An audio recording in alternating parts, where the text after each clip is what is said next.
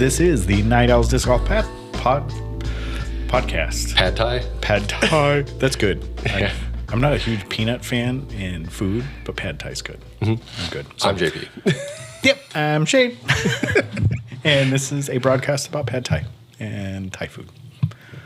No longer the Night Owls Disc Golf podcast. We're going Thai food. So this is the second rendition of Worlds. So Worlds finished up yesterday in a really boring fashion. Absolutely boring. Yeah, there was like really nothing to talk about. So I don't know how long this episode's going to be.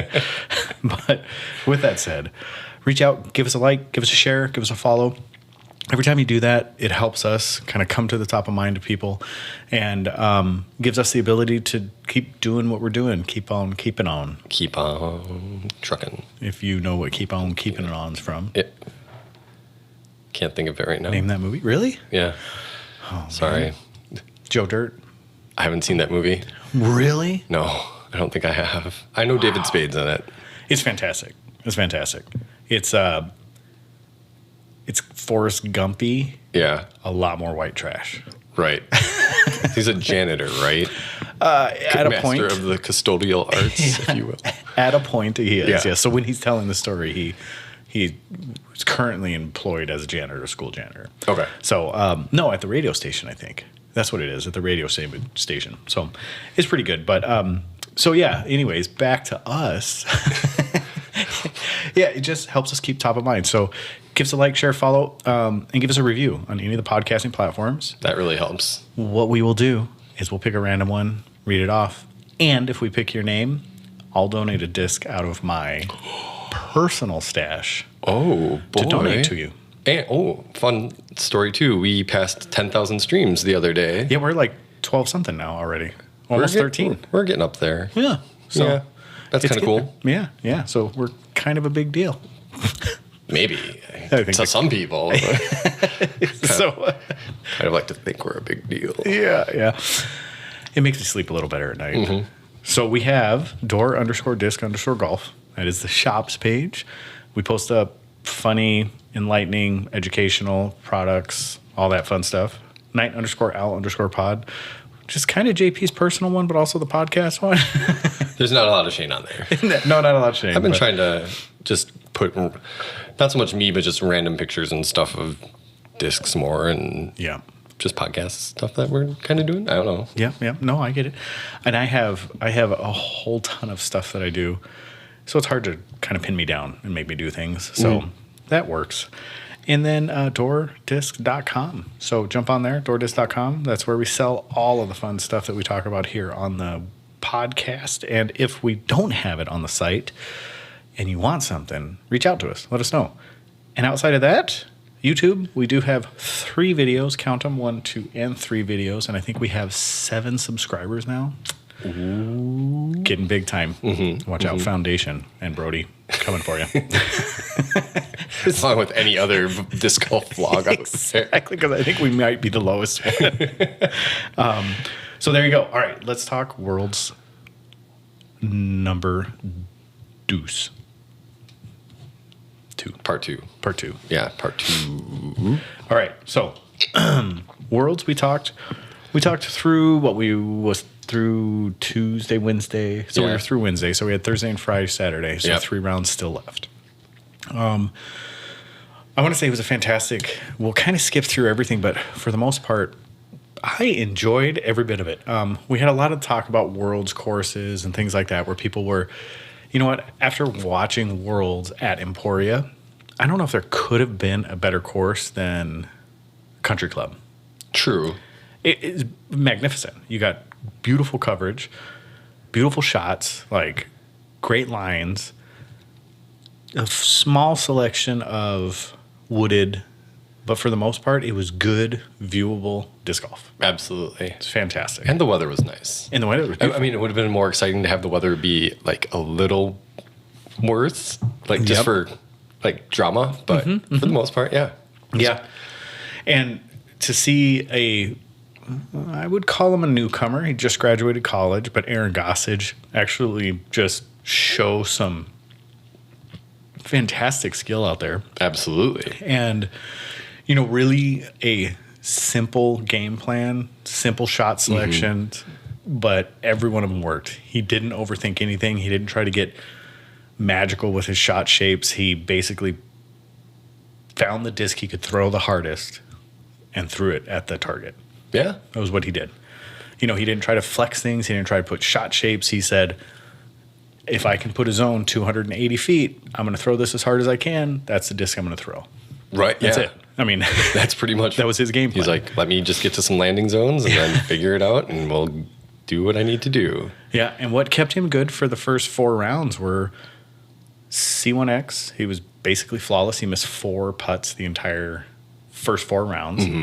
And no OB strokes, or no, 3 or 4 OB strokes. I think something around there. Really tiny. Yep.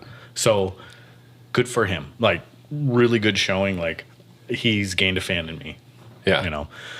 So let's talk about how everything went. Aside from play, how did you feel about the Worlds? I think. Are we talking about from the Paige Pierce drama all the way through? Yeah, we'll go ahead and start the whole thing. Like, what do you think about broadcast? What do you think about announcing? What do you think about everything? I thought it was good. It sucks because I didn't see a whole lot of it live because of work and things. So I kind of went back and watched what I could. But overall, I thought the coverage was really good. It's nice to have that. Being able to see everything. I guess Brian Earhart was doing a good portion. And then Terry was there and like the usual suspects. But overall, I thought it was a good tournament. Yeah. A step up from what DDO is, as far as coverage and just that tournament overall. But I'm a fan.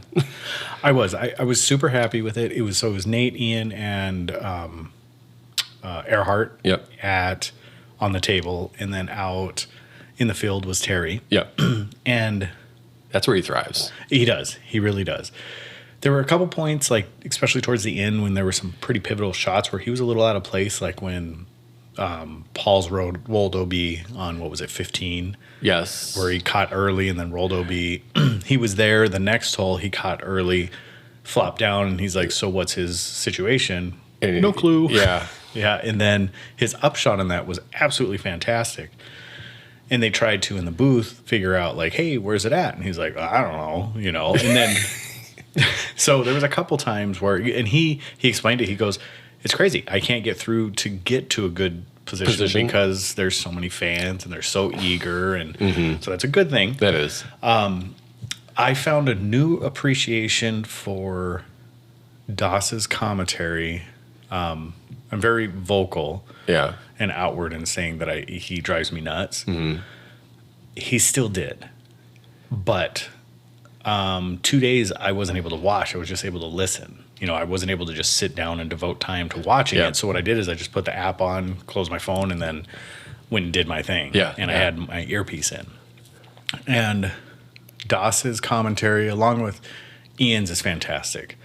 Earhart, I think he interjected at the right time, and I thought he did a fantastic job.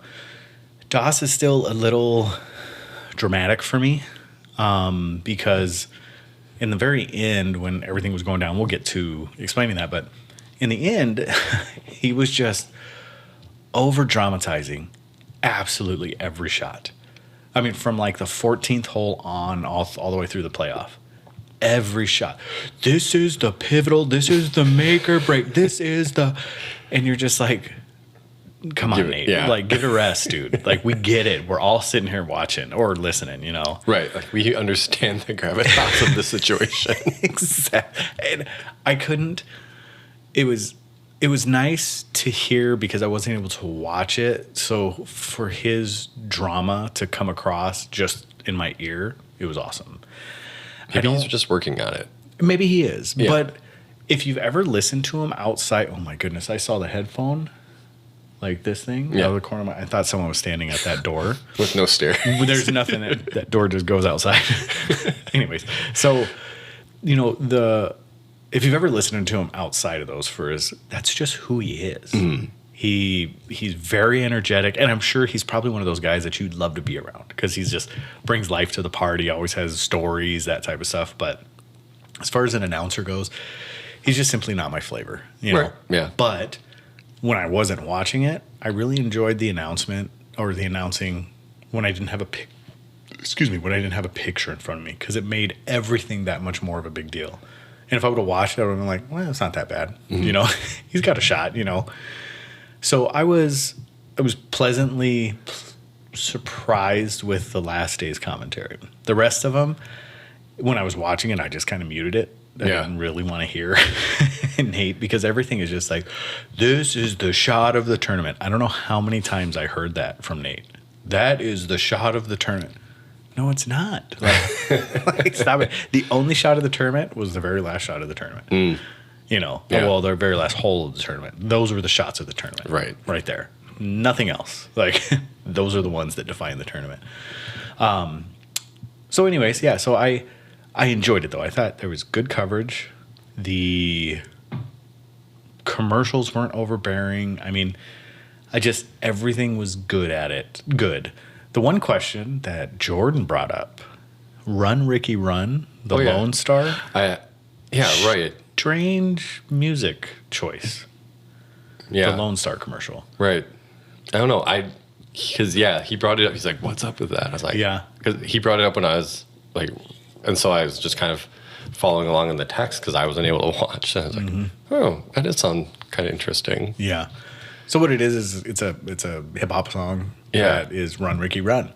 And it's over the Lone Star, which is them of like some of their players, some just casual rounds, but basically just a neat little commercial from Lone Star.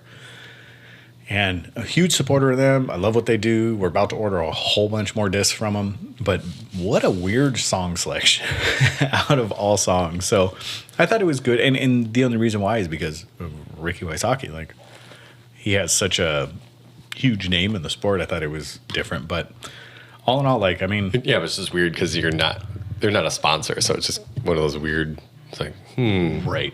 What are you playing at? Yeah. So... But no, yeah, I mean, all in all, I loved it. So, anything else to add on that part of it? No, I don't think so. Okay. I mean, presentation overall was really good. Right. Any surprises on players? Yes. Other than Aaron Gossage, but... Hannah. Yes. Hannah Blomroos. All of a sudden back. All of a sudden, she found whatever magic she brought with her. Yeah. Unbelievable that she was able to play so well. And even Evelina a little bit, like, she was pretty solid. Start of the fourth day, it was 3 Europeans. Yeah. So... blowing up. I know. We're going to put a pause on, so a few minutes later. Okay. A few moments later. And we're back. So... My wife needed to know what type of chicken wings to buy. So I'm making... They're wings, like... So I was like, drumettes and wings. Just it doesn't matter. Just grab those. Grab the variety pack. Exactly. Like the variety of chicken wings and drumettes. Yeah. So it is my niece's birthday today, and she loves chicken wings. Oh, awesome. So I was like, all right, I'll make you some. So... That's cool. Go back to my pub grub days. Pub grub. Yeah. So where were we at? Well, we were talking about any surprising players, and we said Hannah and Evelina, and like they were on the lead card. Trying to think. Obviously, Aaron Gossage. Chris Clemens played really well. Fantastic. Love seeing the lefty out there and just killing it. Yeah, Matty O played well. Yeah. I mean, there's a lot of people that, I was just like, awesome to see them make it. Or not make it, but just kind of shine more than you see them. Yeah. Be up on top of that leaderboard. I mean, exactly. There's also the flip side of it. Like, where'd Paige Pierce go? Like, right. I mean, she was climbing. She was. And then all of a sudden it was... And just, she ended up, 11 strokes out of it by the start of the fifth round. Yep. So that was, there's no love lost in that for me. Like, it's too bad. I hate to see it, but and for any player to fall like that in such a big way. But unfortunately, it is what it is, and she finished fifth, but 16 strokes back. Yeah, and that's huge. Yeah, that's huge. But Kristen, she just played lights out. Yeah, very few mistakes. Right. Her worst day was what? The second day? Third day? Second day. Second day was her worst day. Yeah, and it wasn't even a bad day. It was just because Paige got close, Missy got close. I mean, there's a number of people that were getting up to her, but they were still a couple strokes behind. And then the third day, she just turned it back on and had a really solid round. Right. Because then it was Missy Gannon and who was the top four? So it was Salonen, Tatar, it was Gannon, and Holland Hanley, right? Yeah. Or Holland Hanley, then Gannon. Holland Hanley and Gannon. Okay. Yep. And then Paige and Evelina tied. And Hannah Blomers was second. Yeah. Yeah. I mean, no shame in any of that. No. I mean, that's great. That's great. So, no, Evelina was second. No, Hannah was second. Hannah was second, okay. Yeah, and Evelina tied with Paige. Paige, yeah. Okay. So, I mean, great on the FPO side. And I loved watching the FPO because they're more mortal lines. If that makes any sense. It's more of a common line that you would see in how these ladies were playing it. It was fantastic to watch. I mean, still lines I could never hit, but it made it a bit more realistic if and when I go to play country club. That's kind of what I can expect. Or Jones Supreme. Well, I guess they don't keep Jones Supreme in year round, do they? Who knows? But I don't know. That might change, with how the tournament is. Right. I can't imagine moving that big island hole. No. No. That's there to stay. Yeah. But as far as layouts, I'm sure you can just go play east, west, or have the option of maybe playing Supreme. Who knows? And I think I mentioned this already, but the changes they made to Supreme, I thought were good changes. I thought they made some quality changes that made the course a bit more enjoyable for the pros to play, but still scoreable-ish, if that makes any sense. Well, yeah. I mean, 11. I think Holland Hanley had an 11 down, tied course record. That's amazing. And I think we kind of talked about it earlier. Just having the familiarity of DDO and then having a longer period to practice. I mean, obviously they couldn't practice when Doubles Worlds was going on because that was happening at Jones Supreme, but still having that time to get familiar with the course. I think we saw scores considerably better this time around than at DDO. Oh, absolutely. Yeah. And I think that had a lot to do with the weather as well. Yes. But, either way, it was awesome to see. So awesome to see. So let's get to MPO. So MPO, I was really surprised. I mean, Ricky just slowly fell off. Yeah. And I don't know what it was. I mean, his putt was definitely not on. There was a couple putts where I saw him miss 2 or 3 feet over the basket. Usually not a miss he makes. No. And I noticed through the tournament, he was going between his push and his spin putt. He was actually changing between the two. Now, at that high of a level, I have no clue what that means to be able to do that because I don't have a push putt. I only have a spin putt. Sure. So for me to jump back and forth, the most you'll see me do is maybe straddle or stagger. Yeah. That's it. And him, he's spin, putt, spin or push and straddle, or he just has these fantastic changes that he can make. But I feel like that might have hurt him just a little bit. As he's kind of ranging one in, he would switch. Right. Second guessing yourself on what kind of putt you're going to all of a sudden it's you're lining up a putt and you're like, well, I'm gonna, like you said, change it up but he always kind of has the same always the same stance for the most part. Yeah, exactly. But so maybe just at that, whatever it was, maybe last second or right before he's about to release, he's like, I'm gonna do this, and then it just doesn't work out for him. Right.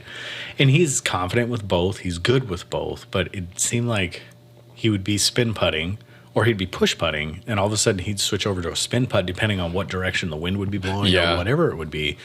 And that's when he'd make his big misses. Right. Is where all of a sudden you'd see him running his push, and then the last round, I think he did, the first 2 or 3 holes he was push putting, and then all of a sudden he switched to a spin, and that's when he started missing high. So, and then overcorrecting, and I'm sure it gets in your mind. I mean, there's all those games that are played, you know. Well, because he's got that real deep, like, reach down that he, like, brings up to the waist and fires it in. Yeah. And so messing with my amateur and mediocre putt, that's one of the things that I constantly mess with is where my reach back point is, like because I try to touch myself. So, and it all depends. Like, Okay, I get it. Yep. Oh boy. if looks could say weird things, it'd be like, you are a dirtbag. So that's what we're all about. I have a touch point on my body. How about that? And it is in the no-no square normally. Yeah. but usually it's like inner thigh because I stagger. So it's inner thigh or the boys or belt buckle or belly button. It's kind of the points where I hit. And I'll start consistently. I start hitting, either I'm hitting band, hitting cage, whatever it is, and I adjust my reach back point. I try not to adjust my release point. It's my reach back point. So I could imagine he knows all of that stuff. Oh, yeah. But I notice that when I do move those things, I start to miss consistently one direction or the other, and that's how I can fix it. Now, I'm not that good. He's much better than I am, but I know it messes with it. So, and especially in that pressure pot, steam pot, whatever. Yeah. In that situation, I'm sure it messes with you just that much more. Absolutely. Especially, he probably put some pressure, quite a bit of pressure on himself to perform well for this tournament. Mm-hmm. Well, especially being at home. Yep. DD's, and he won DDO. Yeah. And then he has the pressure of winning Worlds at the same courses, same layouts, everything. So, yeah, I mean, I would have been just as happy if Ricky would have won, So let's talk about Aaron Gossage. Super surprising. Like, I've seen him play. I've seen him on lead cards, OTB. And then... For Portland? OTB, I think he was on lead card. I think that was where he was actually tied for the lead. Oh, yeah. Remember, he was like in the fight and then he just started missing putts everywhere. True. Yes. But he was just super consistent. Just simple, easy, trusted discs. I know we talked about it a little bit, but just like super controlled, super simple, super easy. I mean, everything seemed effortless for him. Right. So just real confidence in his game and what his game plan and what he set out to do. Yeah, yeah. And it was fun to watch. And it gave me a little bit of confidence watching him because I am kind of one of those guys. I like to throw as hard as I can, except for very, very limited situations. So to watch him just get up there and rip a disc, and that's all he was doing, just throwing as hard as he could, is great because you watch these guys like Paul where they're finessing stuff, and you're like, how do you even control something like that, And so for me, if I get up there, it doesn't matter whether we're in the woods, wide open, whatever, I just want to throw as hard as I can. Like anywhere between 85 to 100%, that's where my life lives. Like, there's no 50%, there's no 60% for me. It gets 85 to 100%, that's it. And rarely 100%, but like 85 to 95%. And I felt like that's how he played, which was cool. That is kind of cool. Yeah. So, because he made the discs do the work, he kept everything the same. Right. Yeah. Simplifying it, which was cool. So, makes me think I can do that. With enough practice, you'll get there someday. Oh, when I grow up, I want to be a professional disc golfer. So, let's see, who else is noteworthy? I mean, there's a lot of people that are noteworthy. But the play by Clemens, I thought was fantastic to watch because you don't see him very often. No. I mean, I've seen him maybe on a couple... I haven't seen him on lead card for sure. Maybe a feature card. Saw him on a couple of OTB skins this year, I think. But not oftentimes you see a lot of lefties. No. So it's cool to see. Yeah, and to see the lines that they hit and actually how little he utilizes his forehand when he has a fantastic forehand. Oh, it's elite. Oh, maybe not distance-wise, but control-wise, and what he can do with it is absolutely up there with like Eagle or some of these other people. I know he's been working a lot on his backhand to try to get that distance when he needs it. Mm-hmm. But yeah, for the most part, for a forehand player, it's awesome. Yeah, yeah, and that's what I remember Clemens being, is primarily a forehand player. And then this tournament, like a lot of backhand, lot of backhand, and they were good. Well, obviously, I mean, the way he finished, obviously.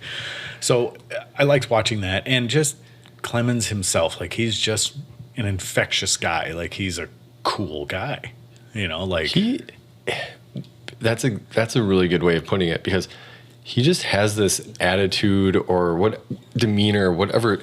He almost seems unfazed by himself. He's not happy-go-lucky, but he's just like one of those people that if you talk to him, he just grows on you. Right. And like he's just a pleasant person to be around. Mm-hmm. So I think that's someone you want to have on your card that just helps keep the vibe good, level. Yeah. Right. And wow, the wind must be whipping just right. Yeah, that's Can you hear that howl? Yeah, it's been going for pretty much all day. Yeah, yeah.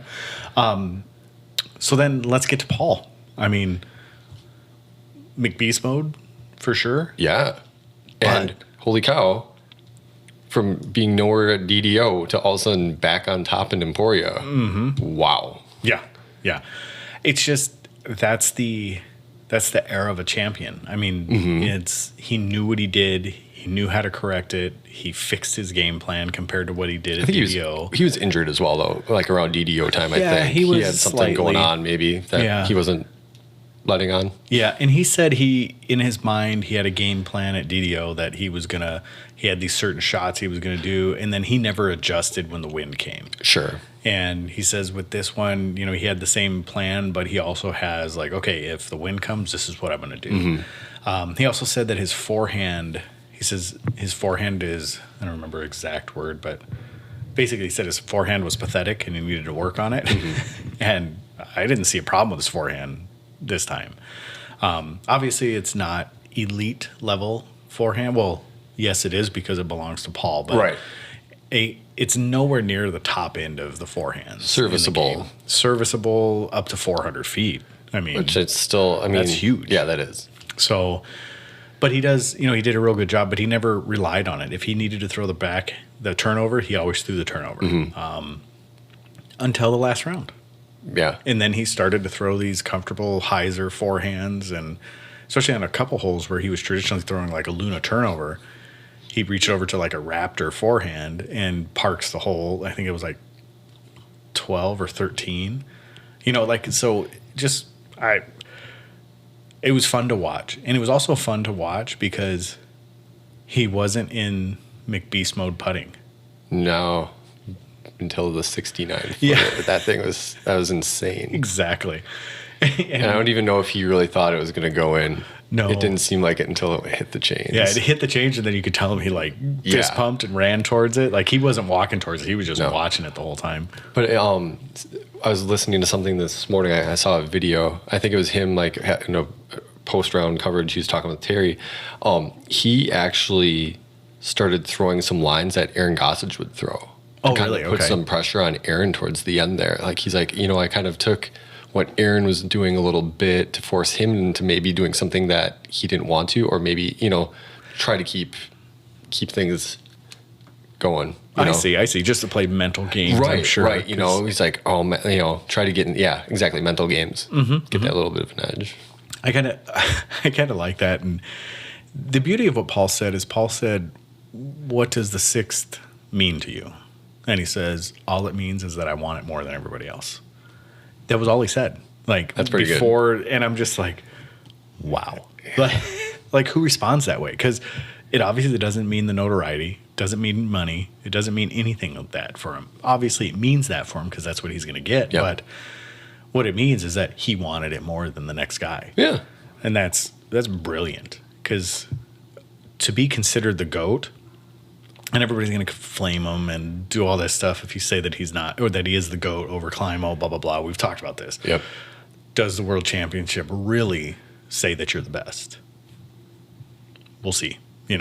Over time. I mean, I think that's the only thing that we can weigh anything on at this present moment. But when they talk about him being the GOAT, like, I think what makes him the GOAT is his mentality. Sure. Like his attitude, like, nothing's going to stop me. And even when Terry was interviewing him at the end, I mean, I've never seen Paul emotional. Like, even at USDGC, like, he was emotional as in, he yelled to the sky, but not tears in the eye. Like, not hard to talk, Right. That's crazy. Maybe, I don't know. Maybe it's because a lot of people doubted him. Right. He might have been doubting himself, too. Yeah, that could be. He wasn't having a Macbeth year. Right. Nothing wrong with his year. I mean, still number 2, number 3 in the world, but it wasn't a Macbeth. What we come to understand what Macbeth does. Exactly. Or expect what Macbeth does. So, I thought it was awesome. I really did. I thought it was something that was super special. So, well, let's get into it. So 16 or 15, I guess, is where the drama started to happen. Yep. Huh? Yeah. So Macbeth cards a birdie, Gossage cards a par, which puts them even. Mm-hmm. And then the next hole, Gossage throws a bogey, Paul gets the par, sets Paul 1 up. Yep. Was it 16 that he lost? No, 15. I'm sorry. So I'm a couple holes ahead. So that was like 13 or 14. And then on 15 is where Paul hits that early branch and trickles OB. Oh, yeah. Right? Yep. So he bogeys, Gossage birdies, and it flips them. Yep. So Gossage is now 1 up on Paul. And then 17 or 16, both of them put it on the island. Paul is probably 3 or 4 feet closer than Gossage. Yeah.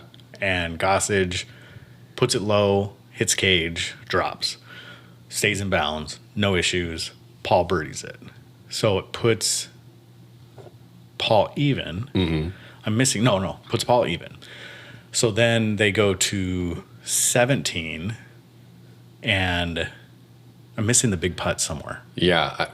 Where did I miss the big putt? Wait, was the Maybe that was 15. big putt was 15, I'm pretty sure. Okay, the big putt was 15 to bring him back. Yeah. Tied. Okay. I think that's what it was. And then 16 happens. So Yep. Paul hits this like early branch, flaps some shoes. So 14 is where he rolls OB, gets the bogey, loses 2 strokes to Gossage because she was up by 1, loses 2 strokes to Gossage. Then 16 or 15, he hits like it's kind of this gap you got to hit, and Gossage just absolutely rails it. Yeah. But Paul Macbeth prior to that hit and just went straight down. So he's like 500 feet away at this point.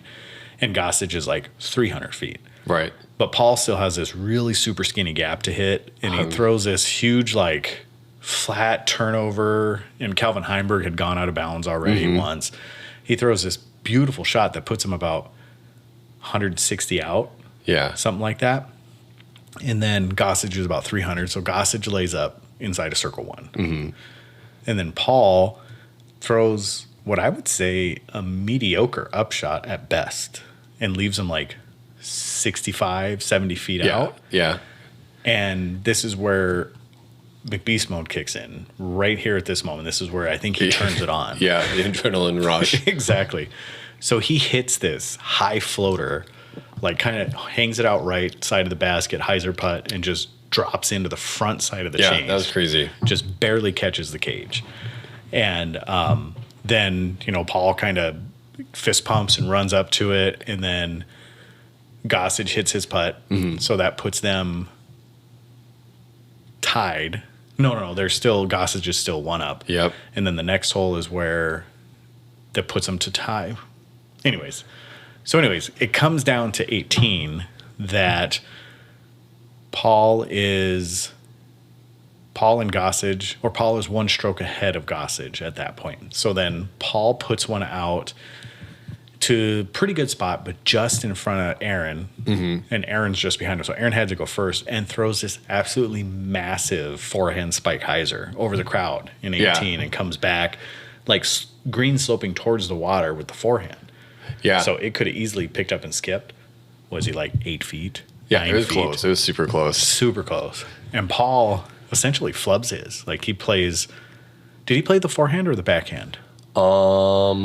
I think he played Played 4.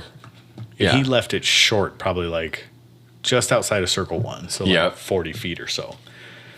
And then Paul lines it up, and everybody's thinking, surely he's going to lay up. Surely he's going to lay up. Yeah. No, of course he doesn't. He runs it, hits the front of the cage, and just drops straight down. Yeah.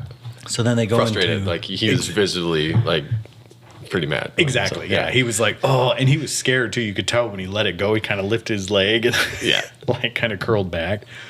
So it hit, dropped, and then they go on to a playoff hole. So at this point, they're all tied up. Macbeth lost the stroke to Aaron on 18. So they go, and everybody's just super stoked. And at this point, like, I was actually waxing my car. And so finally, I'm like, all right, I got to stop. And then I like started watching it at that point. I was done listening, and I started watching it. And then, so they go back to 16. So it would have been 16, 17, 18, 16, 17, 18. Yeah. So they go back to 16, and Macbeth gets the coin flip. So it goes in favor of Gossage, but if you get the coin flip, you go first. Right. So it really set the tempo because Macbeth could just wait for what Gossage did. Mm-hmm. So it was really in Gossage's control at that point to set the tempo. And Gossage took the forehand zone on 16, had not missed the island anytime he'd ever played it, the entire tournament. He didn't miss the island. But so he was dry, but he was out of bounds. Yeah. So he hit the front side of the island and kind of skipped back just outside of the OB line, maybe by half a foot, at 6 inches or so. Because it's weird. There's that big fence thing around the back, but there is a little line back there. You think you're safe, but really you're not. You have 6-7 inches, maybe. I don't even know how much it is. Well, and then he was right on the front side of the island, though. Oh, right. So he was. So the OB line carries from that fence, and it's probably about 1.5 feet above the. Oh, that's 1.5 feet to a foot above the water line. Yeah, and he was between the water line and the. So that's such a crazy thing. It sucks. Yeah. It sucks. But I think they did that because of the whole Paige and Cat incident years before. Yeah. But that sucks too because like the drop zone, you have to go back across the island and you're putting across the water back to the cage. And like Ricky, obviously last year hit the big shot there, but that's a long ways to throw. Absolutely. And at that point, it's like, well, you have to nail it, you know? Yep. And so Paul throws then, and then Paul throws a really low, like, I think it was a force is what they said he threw. Like a super low hyzer force. It just skips it off the island, hits the back fence. He's safe. So, because he knew at that point, all I got to do is just keep it on the island, so I'm going to use the fence as the backboard. The only thing I could think of that would have been horrible, because there's slats on the fence. There are. And they're big enough for discs to go through. Yep. Just ever so big, That would have been horrible if it would have went through those. So then Aaron lines up to putt. So Paul Macbeth is on, Aaron's at the drop zone. And I honestly thought Gossage was going to drain it. Like, when he let it go from the camera angle, I was like, oh my goodness, he got it. But he gave it a fantastic bid. And it missed right side, but chain high, right side. But he gave it like a true bid. That's all you can ask for. Oh, I know. So, and which would have put the pressure on Macbeth to make the putt from the backside towards the water. And that would have been, like, honestly, that probably would have been Gossage's tournament at that point. You know, but then again, it's Macbeth. Like, yeah, that's all speculation because it didn't happen. So what Paul does is just right to the base, taps in, game's over. And then he pushes Bjerkes out of the way to find Hannah. That's my favorite moments. Exactly. Doug's trying to give him a handshake, and he's like, no, hold on. Get out of my way. So then they do that. You know, he congratulates Aaron. I don't know what he said to him when he walked up after he missed the putt on the drop zone. He walks up to Aaron. He's like, that's what a world champion is. Nobody walks up to him, shakes his hand, and then he walks onto the island, does his thing. And then his it's the least composed speech I've ever seen from Paul Macbeth. Still very composed compared to 90% of the other people, but one of the least composed from Paul Macbeth. And even Terry was like, hey, so you gave me a call and said, why are you counting me out already? When obviously from one of his podcasts or something like that Terry had done. And he was just like, he goes, I don't, and it had a combination of with Climo, and he goes, I just wish Climo was present. He goes, that's the only problem. He goes, we always talk about these GOAT things. He goes, I don't care. Yeah. I just want him to be present in the sport. And for some reason, he's not present in the sport as being one of the best players that have ever played the game. Why is he not present in the sport? Oh, that's interesting. Yeah. Like there's a lot of other sports where you see like legends of the game hanging around and they're still visible. Yeah. And why not? Yeah. Why is he not getting the money to keep him in the sport? Because I think Climo has one of those gruff personalities and voices, but he's still one of the guys that you want to hear from. Like, right, yeah. His knowledge of the game is fantastic, and they always make fun of his voice and whatnot, but like they make fun of Mike Tyson's voice too. Yeah, exactly. So Mike Tyson will punch you out. Exactly. But I guess he's a drywall or something like that. I think in Florida. So, but yeah, that would be interesting. I would love to hear more on that from Paul. Like, what does that mean to be present? What do you see him doing? And I think a lot of it, I think it might have been a jab at Innova. Like, why are you not keeping him present? Why are you not keeping him here? So, but all in all, like, awesome, good for Paul, good for Kristen. Like, two people that I had at the top of my lists, but I'm super happy for him. Like, you can never bet against Paul, and I think at this point, I don't think Paige Pierce is number one anymore. No, I don't think she has been for quite a while, and I think this kind of cements it. Yeah, so I think so. All right, I've been rambling. You got anything else? Ramble. Yep. No, I'm just trying to. We got something in the works. Yeah. So I'm keeping track on my phone about it. We'll let you guys know later. Yeah. So there we go. So we got a couple more. The next one is a silver series, and the following one is I was just looking at it today. I was too. Why can't I think of it? DMC? Green Mountain. Green Mountain Championship. Yeah, that's what it is. So and that's technically playoffs for the Pro Tour. Right. Yeah. Right. And there's like 5 people. I think Brody Smith. They call them play-ins, by the way. Yeah. Right. WTF? Like, seriously. Like, yeah, I know. That's weird. But. So there's a couple of them. Brody Smith is in there as the play-ins or the playoff people. So unless he scores well at Green Mountain, and then he can be boosted up into the qualified. Yeah. So, but obviously, so we'll be seeing that pretty soon. And then the following one, there's one other after Green Mountain, and I can't remember what it is. But we'll make our picks next week for Green Mountain. Yeah, I was going to say, I don't think I was looking at it, it's not till the 16th through the 18th. Yeah. Yeah. Because this weekend there's another silver series that's coming up. I don't remember what it is. But I was just checking because I know I have a little bet with about Brody's positioning. Yes. And he slipped back down, so he's down 49th again.